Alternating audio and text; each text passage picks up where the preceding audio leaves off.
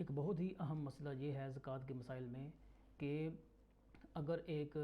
بچہ یا ایک پاگل آدمی کہ جن کو وراثت میں اتنا مال ملا ہے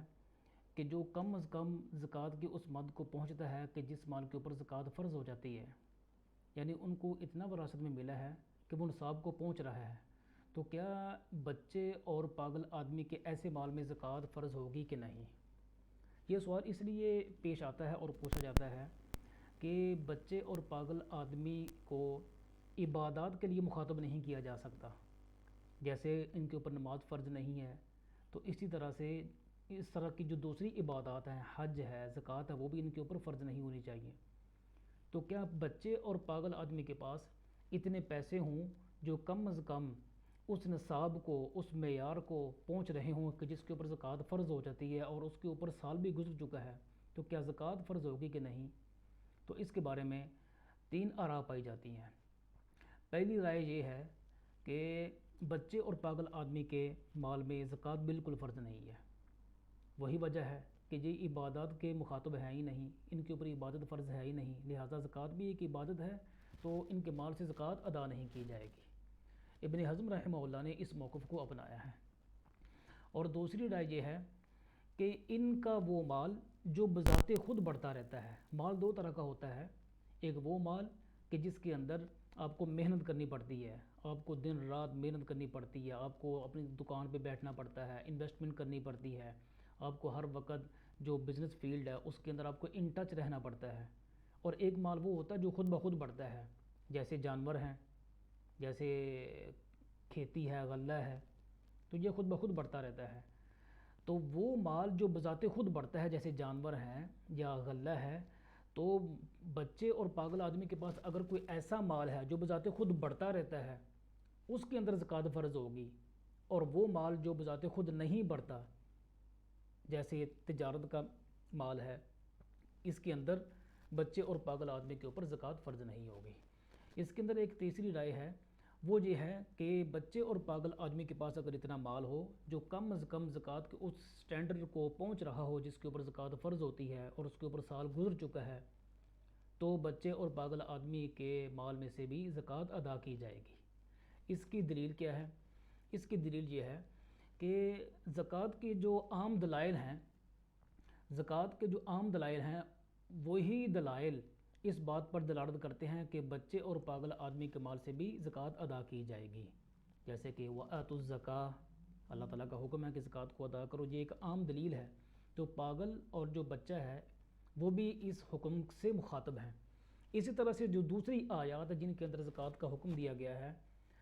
بچے اور پاگل آدمی کو انہی آیات کا مخاطب کر کے ان کے مال سے زکوٰۃ ادا کی جائے گی۔ ایک دوسری جو خاص طور پہ دلیل ہے وہ یہ حدیث ہے، نبی کریم صلی اللہ علیہ وسلم کا فرمان ہے کہ اتجروا فی مال الیتامی لا تأکلها الزکاۃ،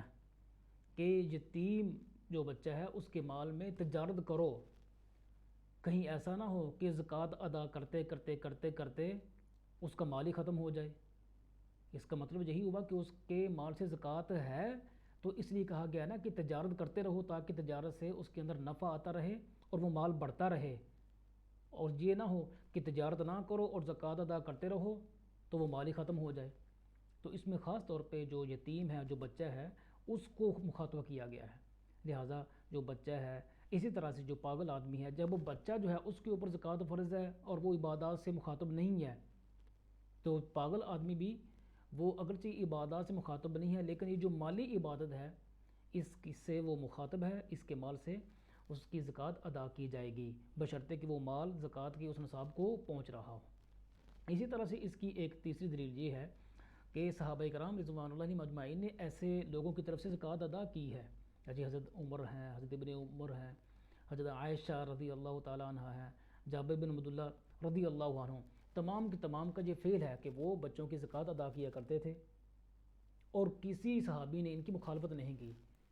تو جب ایسی بات ہے تو صحابہ کا جو عمل ہمارے سامنے ایک دلیل ہے، لہٰذا بچہ اور جو پاگل آدمی ہے ان کے مالوں سے زکوٰۃ ادا کی جائے گی۔ ایک چوتھی اور آخری دلیل یہ ہے کہ مثال کے طور پہ بچہ یا پاگل آدمی اگر کسی آدمی کو نقصان پہنچاتے ہیں کہ جس کے اوپر دیت فرض ہو جاتی ہے یا کفارہ آتا ہے اور کفارے میں مال ادا کرنا ہے، تو ان کے مال سے وہ جو نقصان ہوا ہے اس کی تلافی کی جائے گی، اس نقصان کو ادا کیا جائے گا، اتنے پیسے اس کو ادا کیے جائیں گے کہ اس کا نقصان پورا ہو جائے۔ تو جب بچہ اور پاگل آدمی کسی کا نقصان کریں تو اس کا جو نقصان ہے اس کو پورا کرنے کے لیے ان کے مال سے پیسے دیے جائیں گے۔ تو اسی طرح سے زکوٰۃ بھی جو مستحقین لوگ ہیں ان کی جو ضرورت